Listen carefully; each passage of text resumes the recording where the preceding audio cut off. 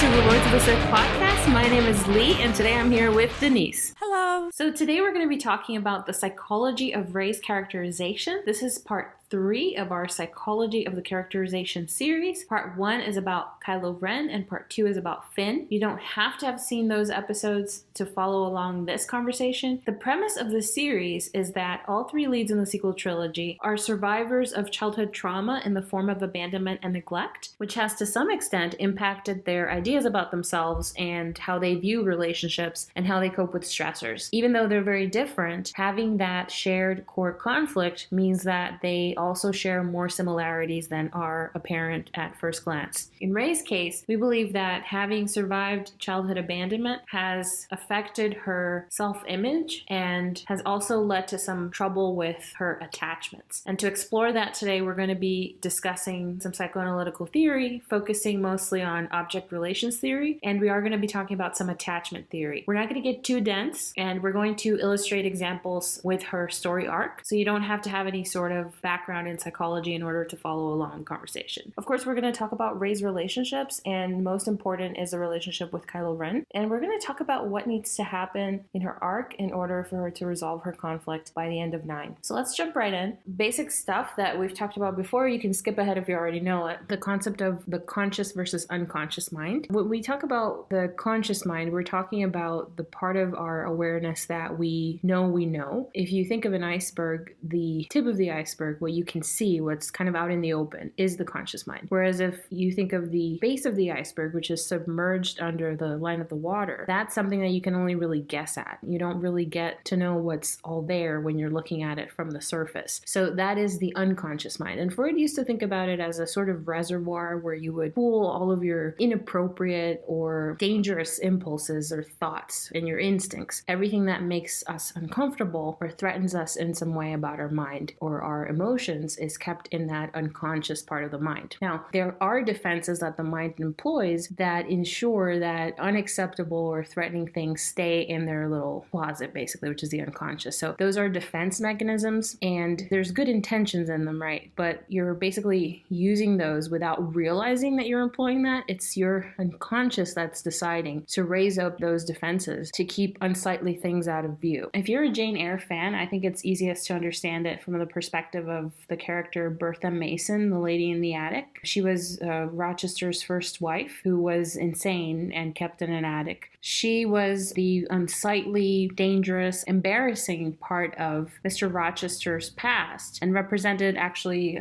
sexuality, unbridled sexual impulses and angry impulses, and anything that's unseemly, embarrassing, or threatening is kept in that attic, and whenever it tries to come out, the defenses rush in to put it back in its place. The more primitive a defense is, the more disruptive it is to the person's life. So we're going to go into more detail later as to which defenses Rey employs. We're going to go through scenes in the movies where you can actually see these mechanisms at play. The next thing I want to talk about is what we understand of the development of the psyche. And the psyche is, in psychological terms, the mind, both the conscious and the unconscious. Psychoanalysts believe that the psyche begins to be formed during infancy. And if you remember, the infant brain is not anywhere near developed.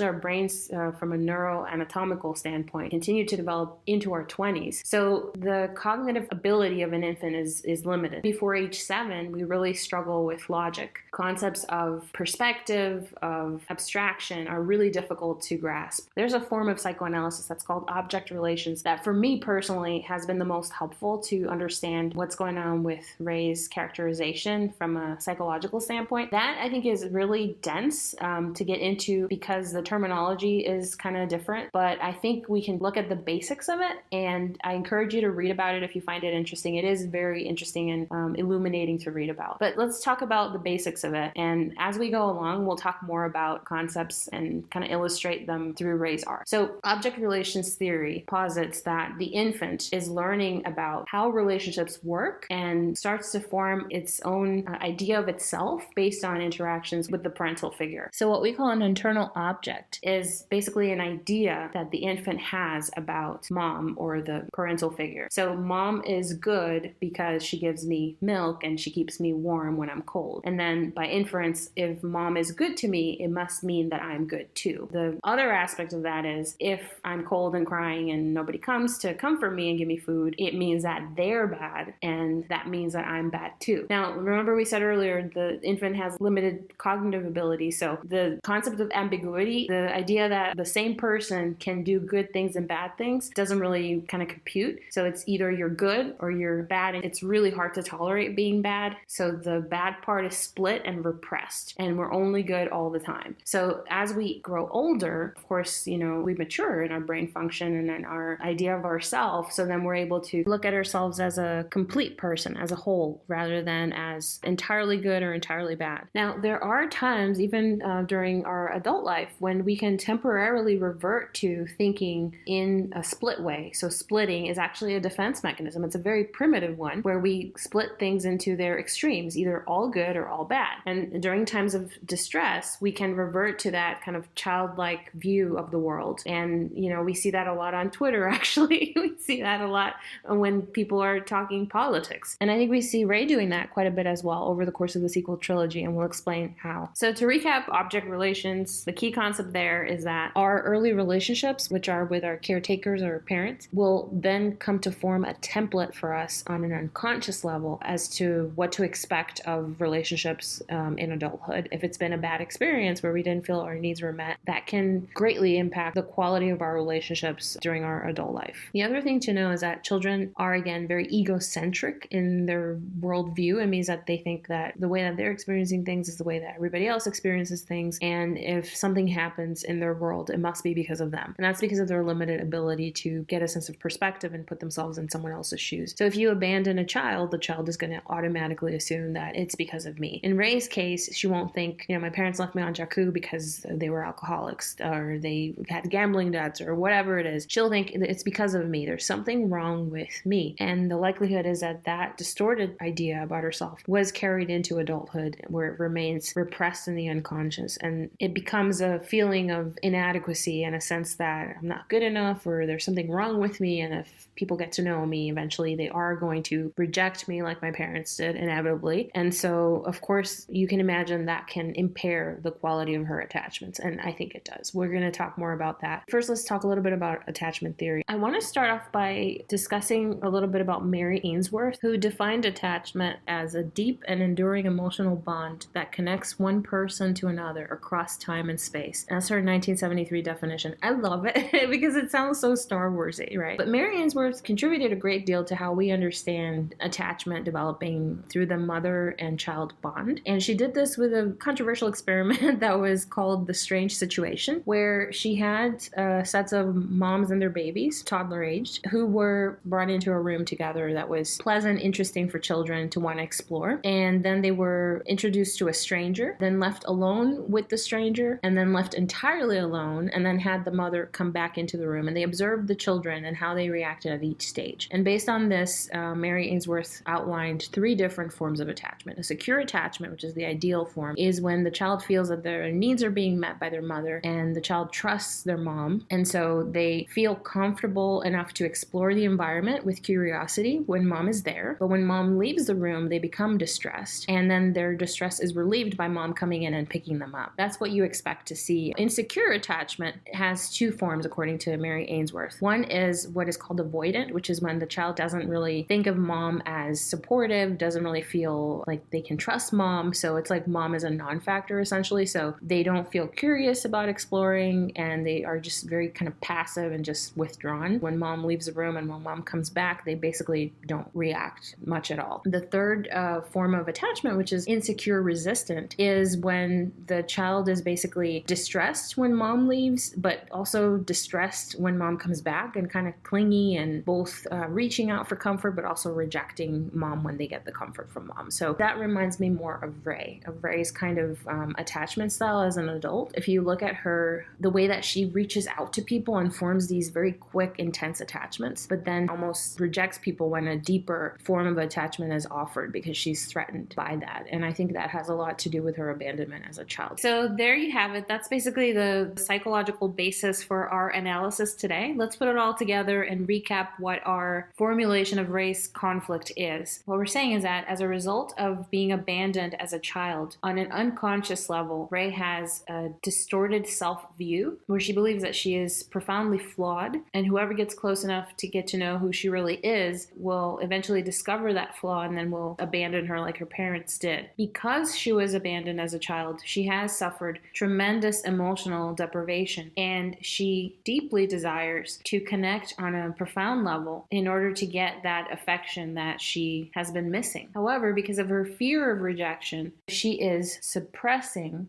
which is a defense mechanism, she's suppressing the desire to connect and is defaulting to an avoidant position, preventing herself from forming deep attachments. I think that if we examine her behavior and look at her actions from that lens, pretty much everything she's done makes a whole bunch of sense. So what we're going to do now is Denise is going to join us for this part of the conversation, and we're going to look at Rey's story and see how this conflict has played out. Denise, as far as what we see of Rey when we first meet her in The Force Awakens, I think they want to present us somebody that has problems, but that is very resilient. I think that's the main characteristic that they want us to see, but we don't see her flaws at the first moment, I think, what do you think? Yeah, I think they wanted to charm us. So they wanted to introduce this girl who's going to be our hero, and they wanted us to side with her from the start. For me, Rey's initial montage, and that's something I've gushed about so many times before, I just fell in love with her right there, like in The Force Awakens, when you see her preparing her little meal and going outside to stare at the spaceships taking off and licking her plate. I mean, I just loved it, and I thought it was really important that right out of the gate we're really rooting for her. Yeah,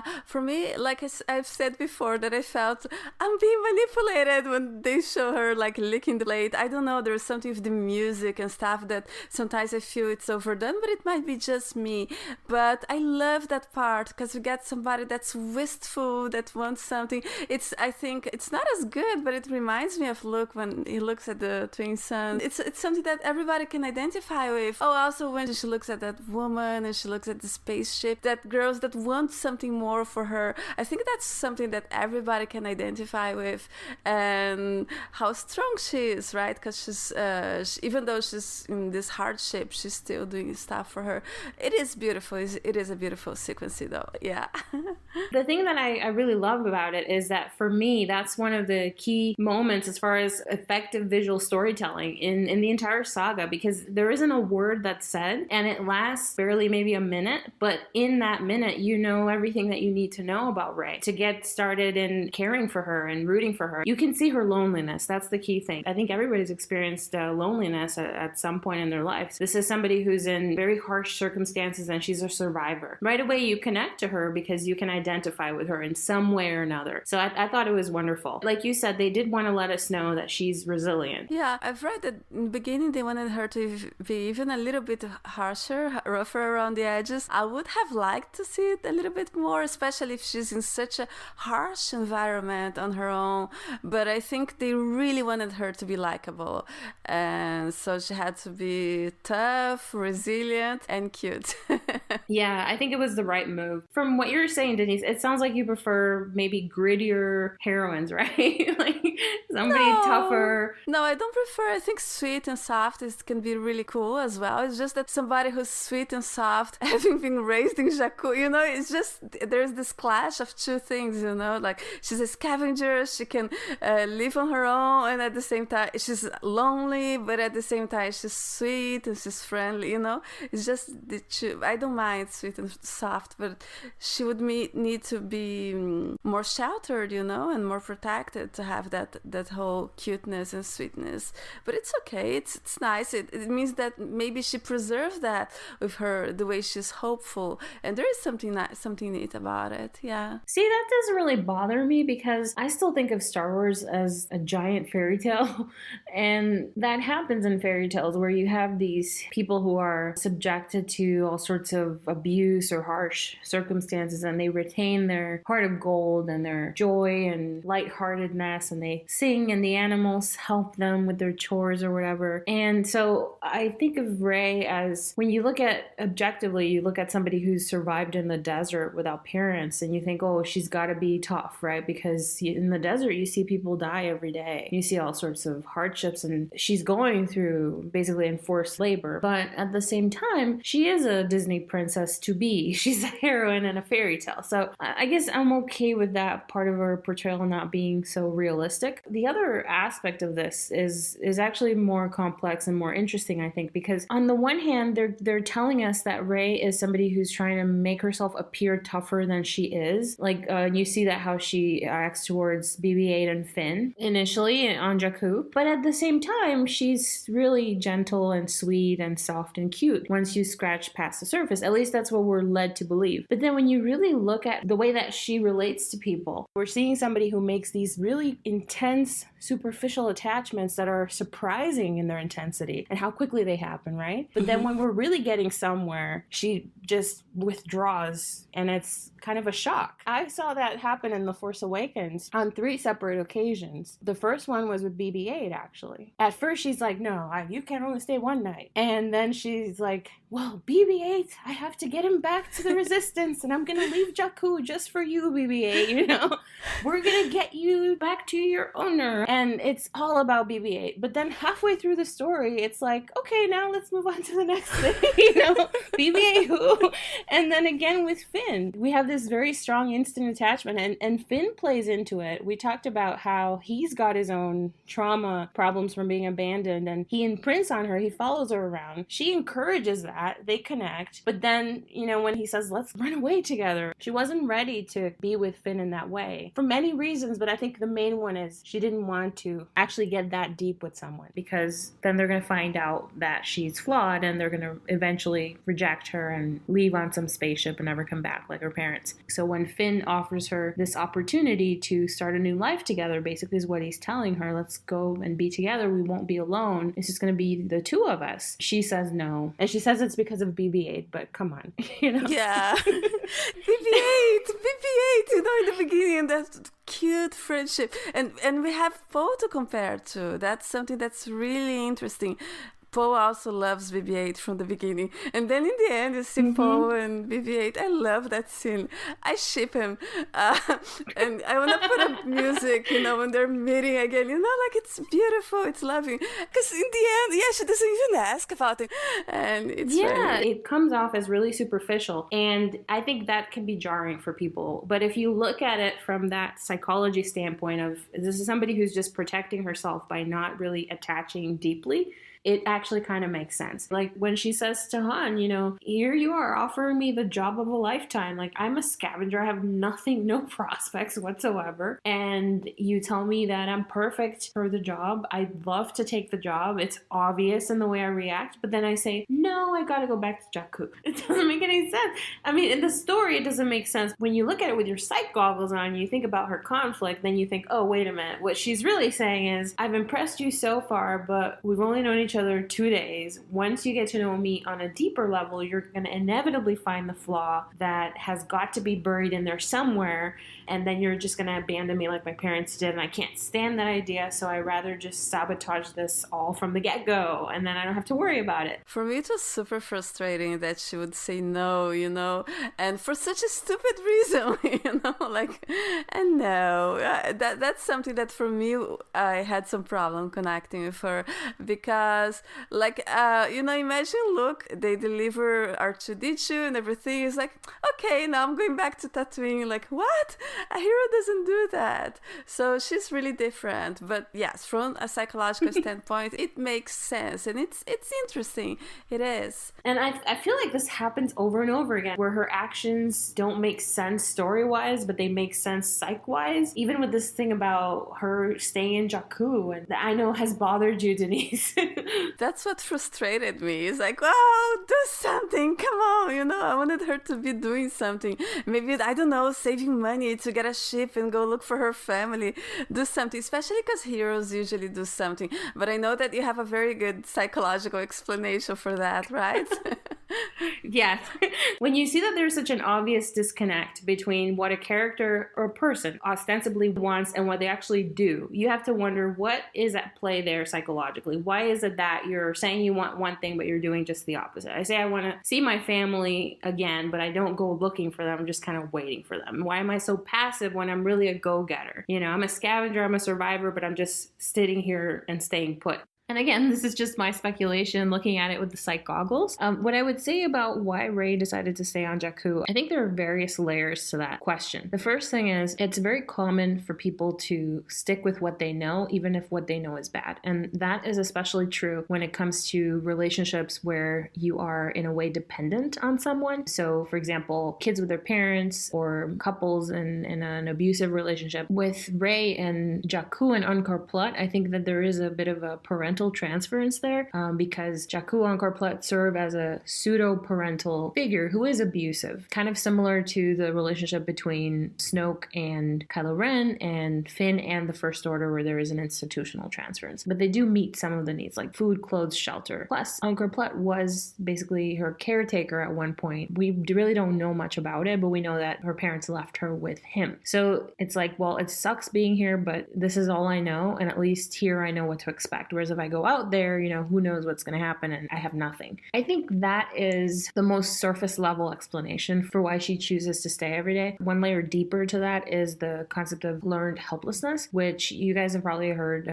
If you chain a baby elephant, they will struggle and struggle and struggle, and they realize they can't break free. So they grow up thinking that they are still unable to break free, even when they are fully grown and they could easily untie themselves, but they believe they can't. So they stop struggling and they just stay there. So that explains why a lot of the time people don't free themselves from situations that they can overcome if they try, and it's because of the failures before kind of condition them to think in this limited way. I think that that's a fair explanation also. It's like when she was little, she couldn't really leave Jakku. Now that she's older, she can, but she doesn't realize that she can, really. Another layer beneath what I've just said is the fact that Rey, I think, is looking at her problem from the perspective of a 5-year-old. She is looking at it like the 5-year-old who got dumped on Jakku by her parents. She's not looking at it from the perspective of a resourceful, gifted 19-year-old who can fight, who's a pilot, who can speak every language known to man and alien kind. And she could easily leave if she wanted to. She tells herself she wants to find her family, but the 5-year-old who got left there with Angkor Plat knows that I just have to sit here and wait because I know they're going to come back. And I have to stay by Angkor Plat because that's where they're going to come get me. That's who they left me with. So she does her hair in 3 buns every day waiting for them so that when mom and dad come back, they can recognize her easily. It's heartbreaking. It doesn't make any sense. It doesn't make sense logically, but it makes sense from the standpoint of a 5-year-old. That is a defense mechanism that's called regression. And it's something that people can do when they are overwhelmed and they're in a situation where they just can't process it, they can't cope with it, so they revert to an earlier stage of development. We talked about it in Kylo Ren's episode when we discussed how he regressed and became a boy again when he faced Uncle Luke on Crate. So I think Rey's entire approach to her situation on Jakku is regressed. And then there's, of course, a huge element of denial. I think this is the defense mechanism that most people are familiar with because it just is pretty obvious when you see it. It can be very dramatic. The concept of denial as a defense is when there is a reality that is overwhelming because it's painful or uncomfortable or just distressing in whatever way, the unconscious mind decides to mask it. So you can basically reject that reality and pretend that it doesn't exist. So problem solved, right?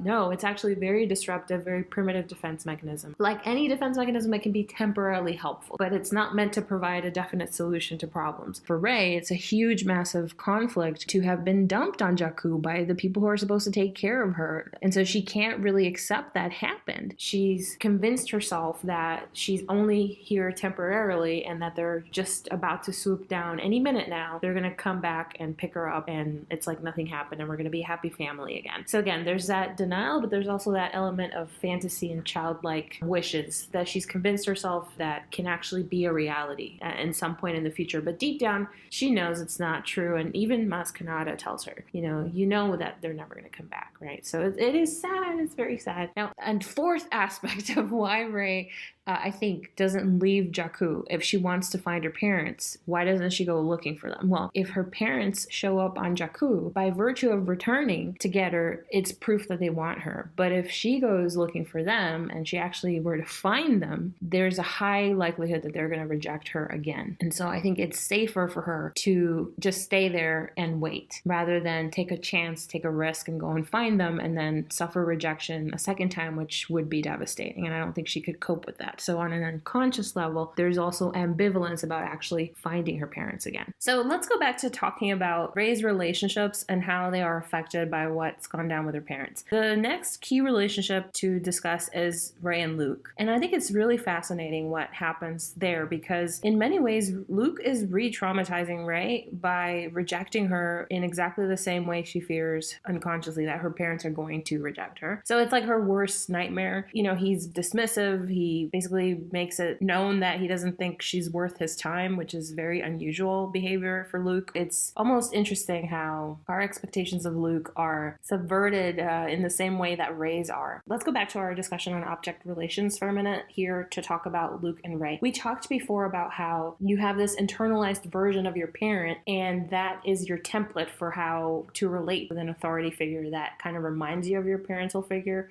especially the one that you had conflict with. So if it looks like a duck, it quacks like a duck, and it has webbed feet, it's probably a duck. If it's an authority figure who is neglecting me and treating me as if I don't matter and treating me like crap and abandoning me, oh, that reminds me of my parent who did exactly that to me when I was a kid, or who I perceived did that to me when I was a kid. Even if the reality is different, we're talking about what's real for the person on an unconscious level. Then I will react to this authority figure and treat them as if they were the parent that I'm having the conflict with. Rey, I'm sure, has a lot of anger towards her parents that is actually repressed, but then her abandonment issues are thrown into her face again because of Luke's ghastly behavior towards her. So then the anger starts to bubble up under the surface and it all comes to a head. At the same time, she is connecting with Ben Solo, and by the time that they're touching, you know, in that hand scene, it's an actual communion. And this is the real Rey and this is the real Ben. She's really come to identify with him. He's somebody who also has been rejected by Luke. So I think what plays out then with Rey and Luke that really troubled me when I was watching the movie, you know, where she just kind of attacks him and hits him with a stick. And I've come to terms with the fact that it's probably like a cultural thing. It just was really jarring and unseemly to me that to see the hero in the story beat an old man with a stick. But I guess not everybody has that, you know, cultural background where that's so shocking. But still, it's like that's way over the top of a reaction. And whenever you see somebody acting in an over the top way, you have to think about what's playing there. What's the defense that's playing there? In this case, the defense is twofold. There's some acting out. It's a very primitive defense. You've seen little kids acting out all the time, I'm sure, where they just throw a tantrum. Acting out is when you can't handle the stress of a situation, so you just do some kind of disruptive behavior as a way to basically cope with what's going on. So rather than using her words, Rey attacks with a stick. Another thing that she's doing is she is displacing, and this is a defense mechanism where you basically take your anger and rather than direct it where it needs to go, because you can't do it for whatever reason, then you shift it onto someone else. The classic example of displacement is in the traditional models of family life and gender dynamics from the 1950s. A man gets yelled at by his boss. He can't yell back at his boss, so he goes home and yells at his wife. And then she can't yell back at her husband, so she yells at the kid. The kid can't yell at mom, so he yells at the dog. So everybody's displacing the anger where it can safely go. In this case, Rey is furious at her parents for abandoning her, but she can't confront them. Not just because they're not there, but also because, remember, she's the queen of denial when it comes to her abandonment by her parents. So actually acknowledging her anger towards them and letting herself feel angry towards them will make it real that she was dumped the way she was, and she can't accept it. So the anger has to be channeled into another source. So that anger goes on to Luke. It's basically, I'm identifying with Ben Solo because you hurt Ben Solo. How dare you do this to Ben Solo? He was a child and you didn't support him and you rejected him. Kind of reminds me a little bit of Rey being rejected by her parents. So then I identify and align myself with Ben, and so I get to be angry at Luke about my own problem, but I'm saying it's all about Ben. And this is all going on a subconscious level. So for me, that explains why she lashes out the way she did and just attacks him. And they have their, their little mini duel where she wins. Now they retconned it and said that he slipped on a banana peel or whatever in the comics. But the point is that she was so furious and she overpowered Luke. And then, riding on that high of having defeated the boss of this castle, then she goes for the princess, Ben, who's trapped in the tower. So she goes to rescue Ben Solo. So in a way, by confronting her anger about her parents, even if it's not done consciously, she is able to let out that steam and actually feel more empowered to go do what has to be done. So she's not passive Rey anymore. When she, with Ben, it's the only person who actually sees her flaws and her insecurities. So it's a very different way to connect, because she's opening up to something that she doesn't, because usually when you're afraid of being rejected, you don't want to show your flaws and insecurities, but somehow they get to that point, to each other's, right? They see each other's fears and things. Yeah, that's why it's different, because it's not on the outside of her being charming and cute, it's her being scared and lonely and everything. And since the interrogation in The Force Awakens, that was what got them, what connected them, which is very different from how she connects to everyone else, and that's really interesting. I agree, definitely. Let's talk more about Rey and Kylo Ren. And for me, their connection, their dynamic is the most interesting and complex in all of Star Wars, and I think it comes down to the character design. We'll talk more about that, but let's start talking about Rey and how her trauma impacts her dynamic with Kylo Ren. Quick recap on splitting. We said earlier that children don't have the capacity to hold ambiguity in their mind. They don't understand the concept. It's because logical thinking doesn't really emerge until age 7 or thereabouts. And this is according to Jean Piaget's stages of cognitive development in children. And so they think in terms of all or nothing. If you do something bad, then you're bad. If you do something good, then you're good. So what they do is something called splitting, which is where they can't conceptualize the whole, so they split the whole into parts that make sense to them. And we're supposed to grow out of it again as our brain structures develop and we mature. People who've suffered trauma can sometimes stay frozen emotionally in that stage where the traumatic event happened. So Rey was 5 when she was abandoned. And like I said before, a lot of her thinking is 5-year-old thinking. It's 5-year-old non-logic. And this black and white thinking is an example of that. Like when she meets Finn, the droid tells her that this guy is wearing a jacket that is my owner's jacket. So what does she do? She goes and she beats Finn. It's like there's no question in her mind. She doesn't even stop to ask. And she says, "You're a thief." And thieves are bad. It's like really, it's comical. But it's also very revealing of the way that she views herself. If the world is good or bad, it means I'm good or bad too. And splitting is a defense mechanism that allows us to take the bad part out and repress it so that we don't have to be aware of it, because knowing yourself to be bad is very distressing and we don't want to be bad, especially if we got abandoned by our parents. So it's a very extreme way of viewing the world. It's a very childish and immature way of viewing the world. So Rey doesn't know anything about the First Order. She doesn't really know what the conflict is. She doesn't know who these stormtroopers are, but they're the bad guys, so I shoot them. That's kind of like, wow, okay. I shoot at their backs because they're bad and they deserve it. With Kylo Ren, she doesn't know anything about this dude, but he's with them, so I shoot at him too before he even does anything. So her thing is, oh, he's bad. But when he removes the mask, you see the moment play out in her face beautifully. And I actually really do appreciate Daisy Ridley's acting, because she's acting within the constraints of the character. And obviously this is a very complex character. She has to, be subtle about it. But here you can see it play out in her face, like the moment of kind of surprise, but also intrigue. She's definitely giving him elevator eyes, like looking him up and down subtly and looking away and then looking back at him again. She obviously finds him pleasing to the eye, as one does. And then they have this moment where it starts out contentious. She's trying to push him out, but eventually she gets into his mind and they read each other's loneliness. So they've connected there in a way that neither of them has, I don't think, before with anyone else. They're two Force users who are lonely kids who were abandoned in some way, and they recognize stuff in each other that I think not just in energy, that's the Force, but also I think echoes of that shared loneliness. And I think that was done beautifully in the movie and also in the novelization. So things start to change here for Rey, I think. And she also learns learned from him. One of the tropes that we saw playing out here is what's called stealth mentoring, which is actually Kylo Ren is a teacher to Rey in that moment because she's learning from him or downloading from him how to manipulate the Force. So she immediately does the Jedi mind trick. And Rey has a very complex idea about herself as a Force user. And we only learn about that later in The Last Jedi when she talks with Luke about it, where it's like her dirty little secret. It's something almost shameful where there's something inside of me, you know, and I never wanted to admit it, but it's out and I don't know what to do with it now. Who was the person who helped her unlock that? It was Kylo Ren. So that complexity starts from early on in their relationship. And I think that's pretty fascinating. Yes, when she sees him with Han, she's surprised. I think when she looks at him in the forest and she's like, "You're a monster," it's more like she's disappointed at him, I feel, in a way. He turned her down because he thought they could connect, and then she saw those things, and that's why she lashes out as well. Not lashes out. Well, she does. She shoots him. She just straight up shoots him. If he weren't such a good Force user, he would have been dead by now, right? Exactly. But, lots of times. So anyway, so yeah. Yeah, and so when she sees him do this, you know, this father killing action, it is repulsive. I mean, it's how can he do this? He's a monster, she says. But at the same time, they had that moment earlier, and obviously she was attracted to him. You could see it play out in her face.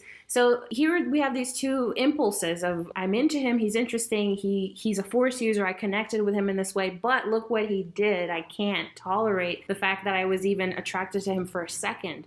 So whenever you have these impulses or drives that are unacceptable to you because they're shameful or because they don't align with your moral views, a very common defense that's primitive is called reaction formation. And that's when you do exactly the opposite of what your unacceptable impulse would have you do. So a classic example of that is little boy likes little girl, but girls have cooties. We all know that. So he pulls her hair. Rather than tell her I like you or, you know, talk to her, he'll just pull her hair. Complete opposite of what I really want to do. So for me, what we see in Rey is reaction formation in that moment where she calls him, "You monster." And I love how they did the timing of that because right before she says it, he's actually at his most vulnerable appearing to her because she sees that he's wounded and she sees the blood kind of run down the length of his leg and onto the snow. And she looks troubled by that. It's almost like she looks worried. And then, nope, I can't feel compassion. I can't be drawn to him. I can't want to comfort him. You monster. So I go and I cut his face.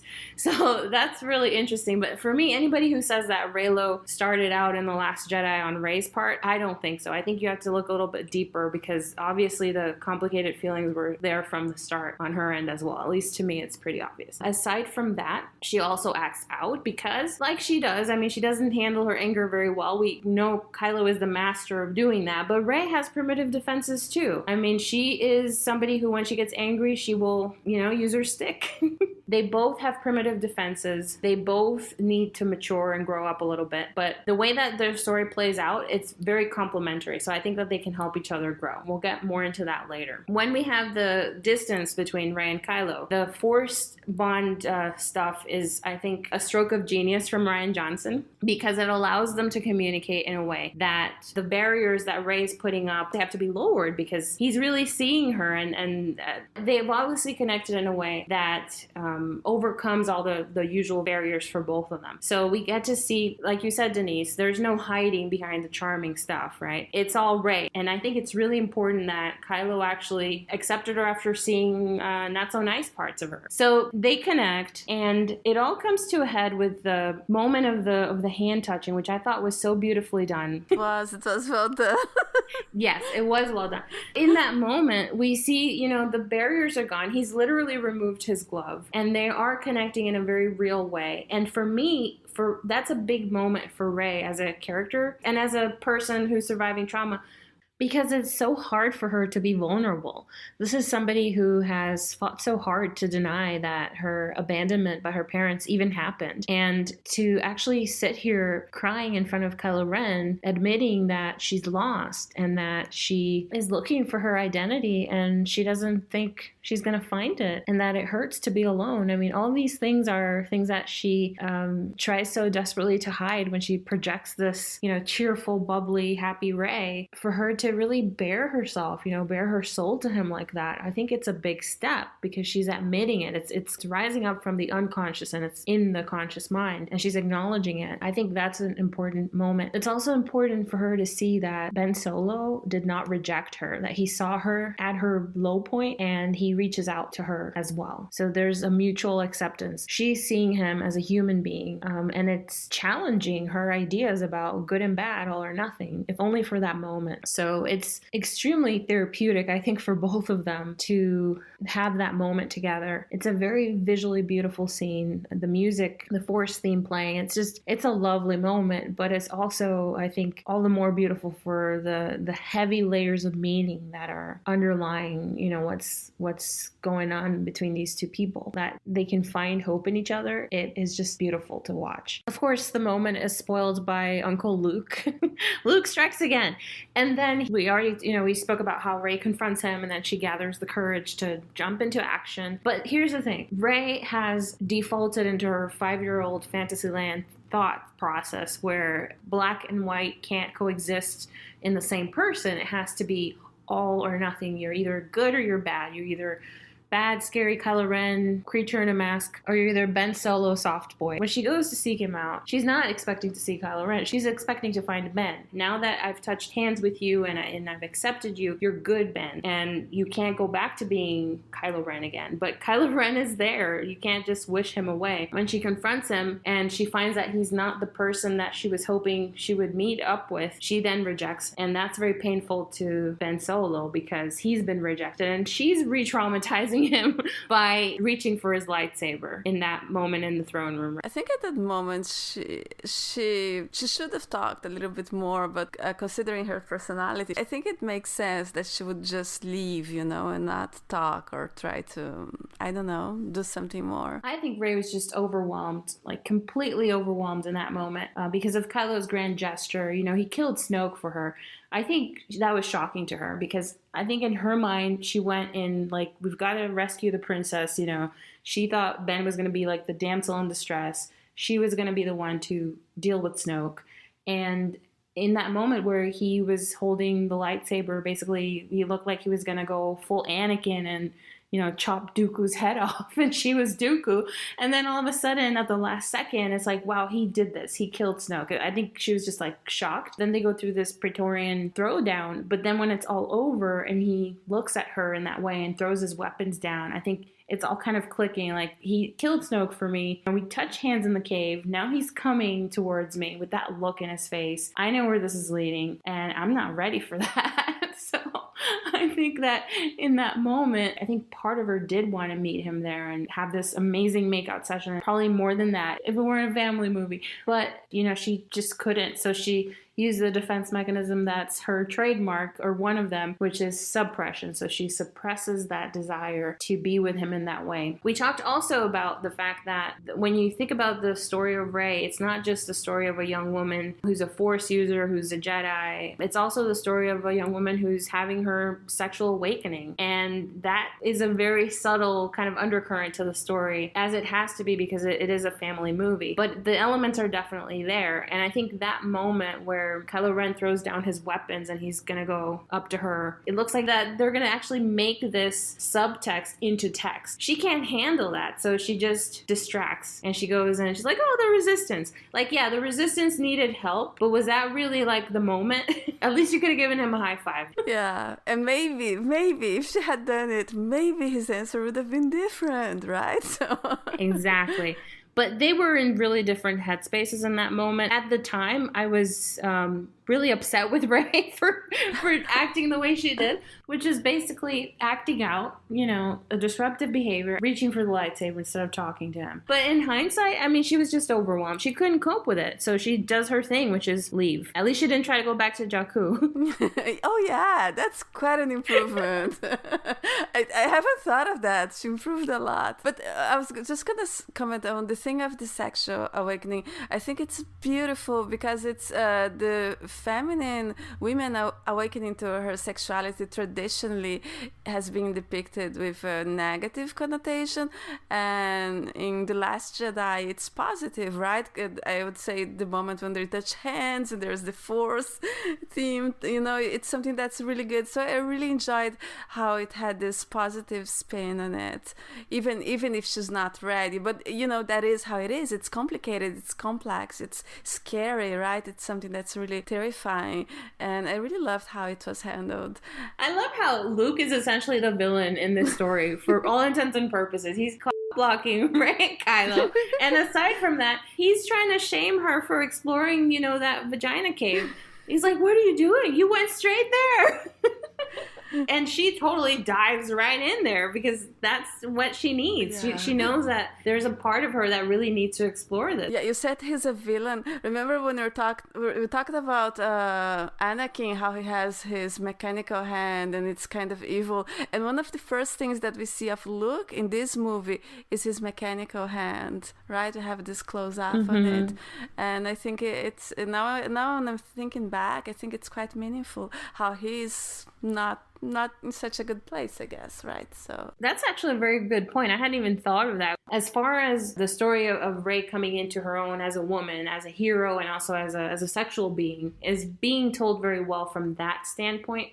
But it's maybe a little bit too subtle. And these are the moments where you really need to kind of sit back and kind of analyze with your psych goggles to really make sense of her behavior, especially when, for example, this is the moment that really was most jarring to me out of everything, was that moment where she just left Ben there and took his lightsaber and then hops onto the Falcon and starts blowing stuff up. And she's like having a blast. It's like the best time ever.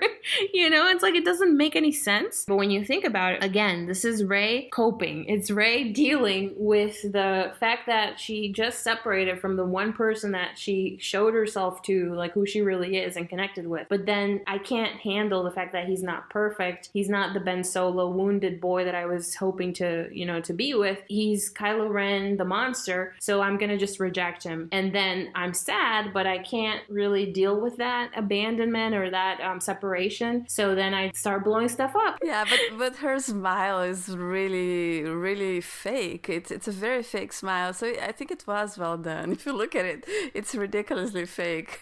The defense is called reaction formation. Inside I'm crying, but I'm gonna go ahead and act in the complete opposite of how I really feel because I can't acknowledge to myself that I'm grieving in this way. But it is very jarring, I gotta tell you. It just makes her look a little bit superficial. If you don't consider that psych angle of it, it is like a real person. There are people who do stuff like that, but that's a very sophisticated formulation, I think. I don't know. Yeah, I agree. I've heard people say that the Last Jedi is like the most intellectual of Star Wars movies. I think that is true, but it almost maybe asks for a little bit too much from the audience because even me with a psych background, when I first saw it, I didn't connect those dots. Like I was like, what's she doing? Like who is this person? That's scary how she was connecting with this guy a second ago and then now she's like blowing everything up and smiling and whooping. Like what? It's a lot of work almost to really get it. Yeah, no, but I think it makes sense. It makes a lot of sense that, well, Kylo is doing the same, right? She's just lashing out, but at least we can see that he's really, really angry. At least he shows,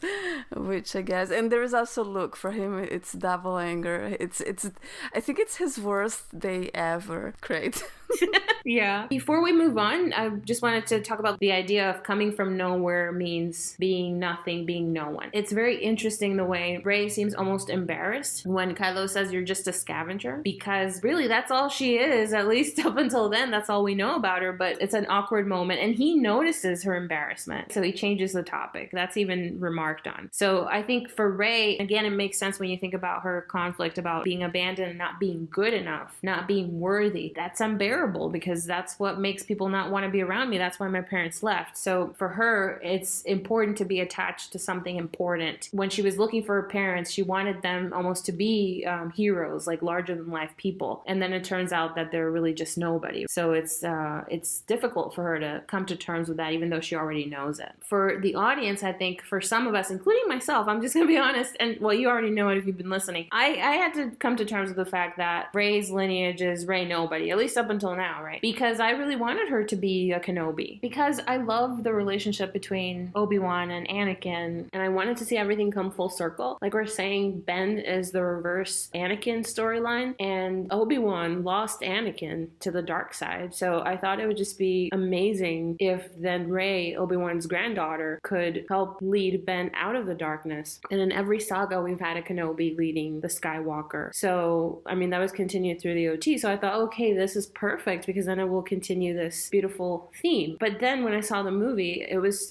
just disappointed initially. But then after I kind of processed it, I thought, she doesn't need to be Rey anybody. She doesn't need to be part of a lineage for the story to work. It's just different than, you know, what we thought was being set up before. But it still can work in a beautiful way. But again, it's a coming to terms thing that I think is echoing almost what Rey is going through in the story. Yeah, it works. I think it works beautifully. But of course, as a saga, generational saga, it's normal that you would expect something. Yeah, it's normal, I think. Yeah, I think this is where I think having different writers for different parts of the story has made it suffer in some ways, because the expectations that you have when you leave The Force Awakens are different than what you're delivered on when you go through The Last Jedi. And by expectations, I don't mean a wish list. I'm talking about what is set up by The Force Awakens, what your attention is drawn to by the story and by the focus, so that you are expecting answers for those issues that were highlighted in one movie, and then they're just dropped like a hot potato in the sequel, which is not good. For example, with the Rey's lineage, there was something hinting to me, at least, and I think some other people picked up on it as well, that she was important because of her lineage, and that she knew that. And that's like the little throwaway line now where she says to BB-8 that she's a big secret. She's top secret who she is. I was just gonna say that it's also a storytelling trope, because the poor person, you know, in fairy tales, it's very much the lost princess, right? The trope, everything about her. Right. Usually these orphans in fairy tales, they're not nobodies. They find out that they're somebody special. So I think that's one more reason. Yeah. So. And then they're making her into the female Luke the whole time.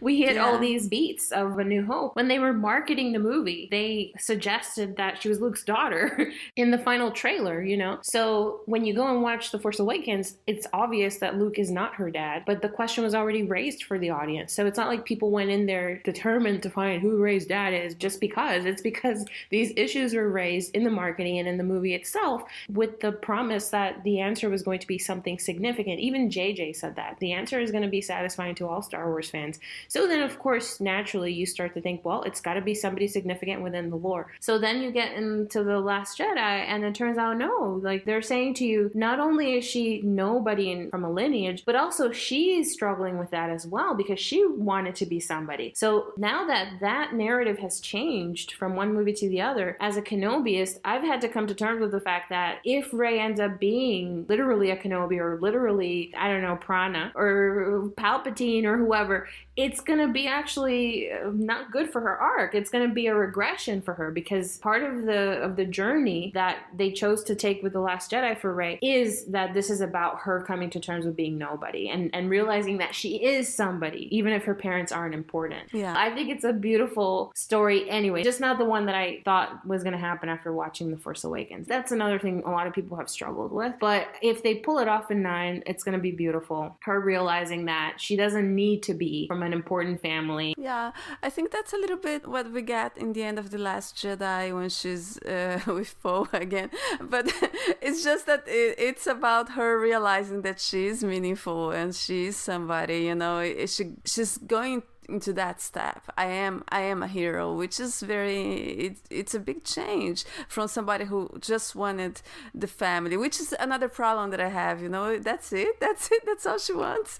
Yeah, but it's now she's a hero, and that's quite interesting. Yeah, let's talk a little bit about what else needs to happen for Rey to resolve her conflict, and this would be all kind of coming together in 9. Rey really needs to have a more integrated view of herself, and if she achieves that, it will help her have an integrative view of the world and of other people. So for me, the main reason why she rejects Kylo Ren, especially in that moment in the throne room, is because she can't accept that he's flawed. She wants him to be the good Ben. And it's just a reflection of her inability to accept the parts of herself that are flawed. When she sees that other people who get to know her deeply can still accept her and not throw her away or reject her like her parents did, she can then be compassionate towards others around her, like Kylo Ren. Or it could happen the other way around. Maybe through accepting Kylo Ren, for the good and the bad, still holding him accountable, right? Not allowing him to like kill sand people, for example, Padme.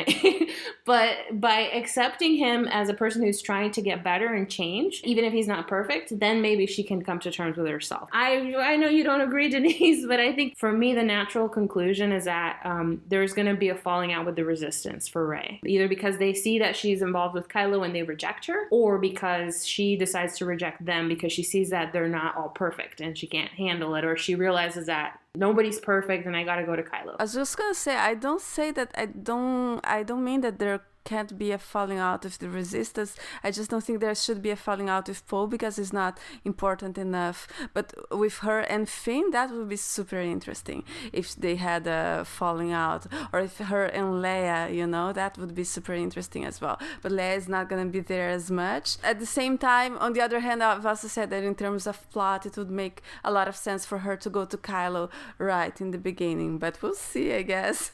I think, for people who say, well, what does Kylo have to offer Rey? Because we know everything she has to offer Kylo, but what does he have to offer Rey? He can offer her acceptance. And I hear this so much from people saying, like, I don't like how perfect Rey is. I don't think she's perfect. I think she comes across as actually a really tough person to get to know and connect with on a real level because she's so avoidant. And she's a bit of a brat. She'll beat you with a stick if she doesn't approve of what you're doing.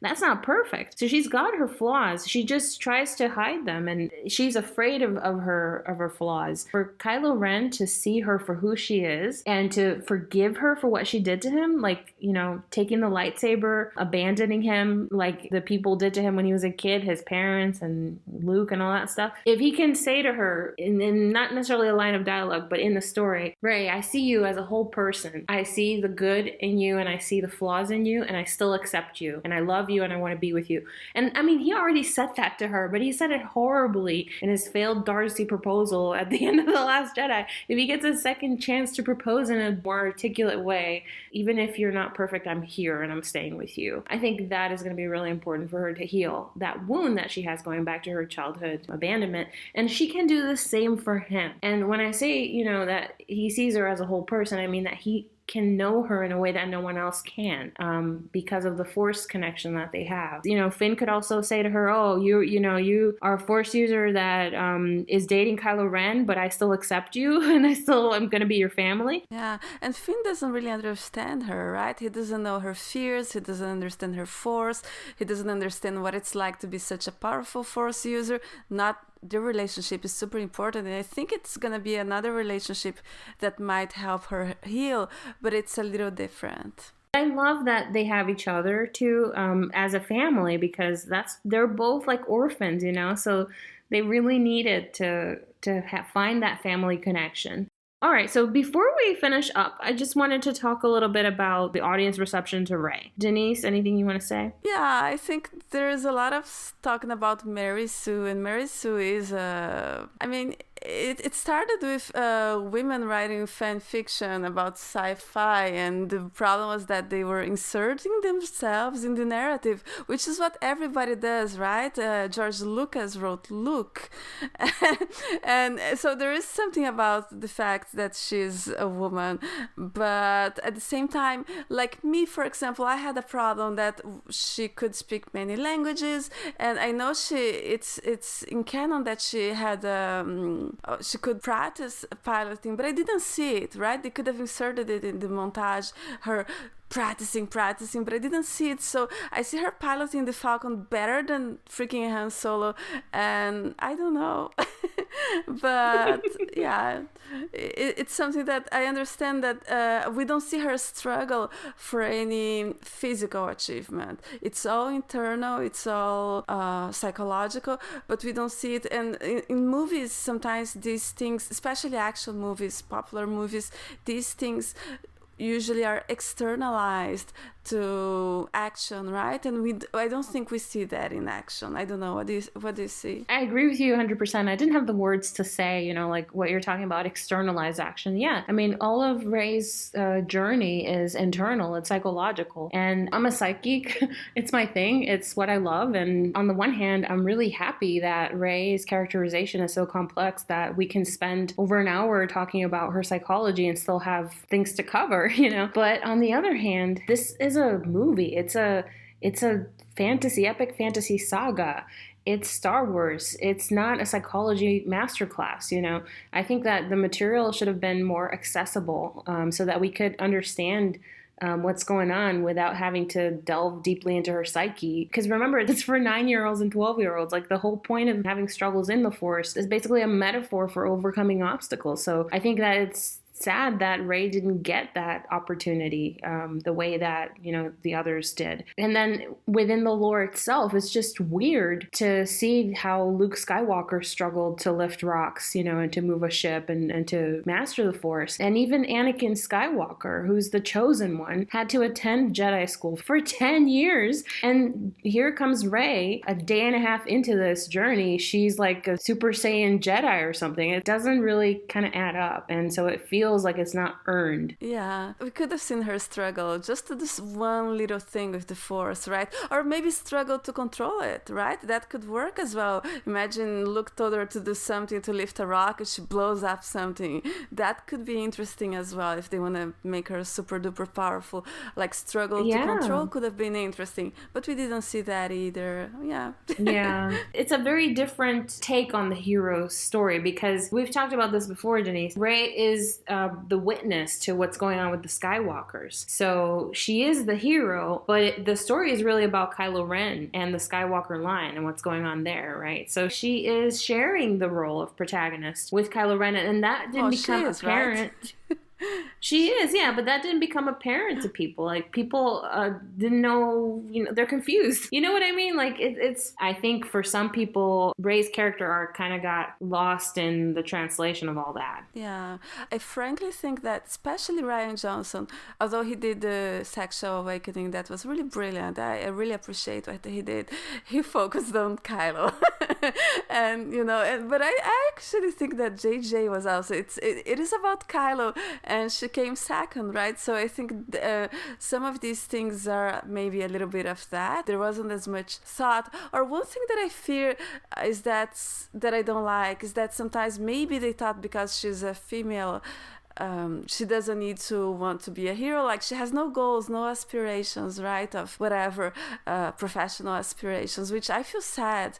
And maybe they think she didn't need to struggle. Maybe they thought that. I hope that was not the case, But I feel sad that she doesn't have any aspirations in The Force Awakens. That's what got me a little upset. I think she does have aspirations, though, right? I mean, she wants to be with her family. Family! Right? That's the thing. They say, men want to go and conquer the world, while women want to stay at home and have only the emotional thing, It's very... you know what I'm saying? Damn it! Doesn't she want to be a freaking pilot? Mean. Or maybe the super duper the best scavenger. Want something, girl. Like, seriously.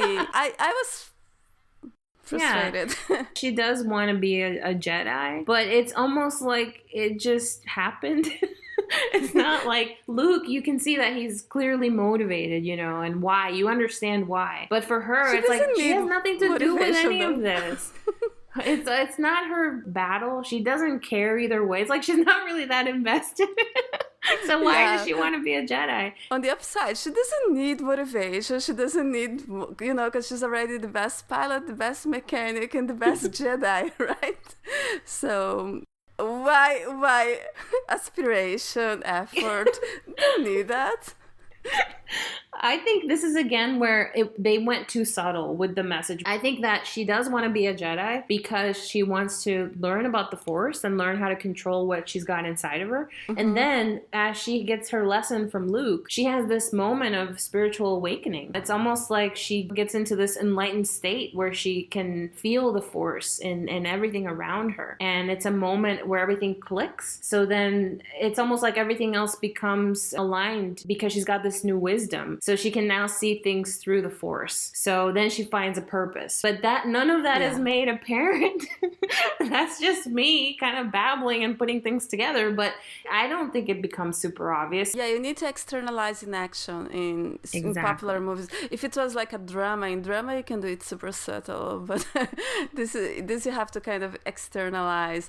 But I do agree with you that now she wants to be a Jedi. I'm just talking mainly about The Force Awakens, where she was, my family, I want my family. I mean, yeah, okay, but that's it. I mean, it would have been cool if they had said that, she wanted to be a pilot, that would have been awesome. Yeah, if she dreamed of being a pilot, and I would have loved that, especially, and if we saw her every day, like practicing in her simulator to be the best pilot, and then when she goes there and takes the Falcon, I know it has the Force and everything, but it would be much more, I think it would be a lot more meaningful for us, I think. Yeah, but it's okay. We're both hoping that in 9 things become more externalized, right? Yeah. And one last thing that I've been seeing, that I saw about some people that don't like Rey, and it's normal. Like, we're saying it's okay not to like Rey and not to be able to connect with her, even we have our difficulties. But I find some people that are saying, oh, it's because it's feminism. And it's a little silly, because I don't think it's that. It's just a little bit of the way it was written, right? And if you think about it, the story focuses so much on Kylo. I don't think it's about I'm just saying that it doesn't connect, disliking Rey, or maybe she thinking that she got everything too quickly makes sense, yeah. But then when they say, oh, it's because of feminists, whatever, it's a little silly. But anyways, like it's a feminist agenda thing, yeah. I think if that were the case, like you said, I mean, Kylo wouldn't even get any screen time, right? Like, it would be all about Rey. We'd know exactly what she's thinking, exactly what she's doing. Yeah. It'd be all focused on her fully, whereas this is clearly the story of Kylo in The Last Jedi, and Rey is almost like an afterthought, which is why a lot of people had trouble with it. The last thing I'll say about Rey is that I think the conversation about her is so polarized that it's actually splitting. It's very interesting. On the one hand, you have some people who have split out the bad in her characterization and have repressed it, and they can't tolerate to have it brought up in any way, and she's absolutely perfect. And then on the other hand, you have people who just have totally split out the good and only look at the bad and say that she's absolutely worthless and there's absolutely no redeeming qualities, blah blah blah, and it's exhausting. I think neither of these views is healthy. I think that it's always good to try to integrate and look at the whole, look at the complete picture.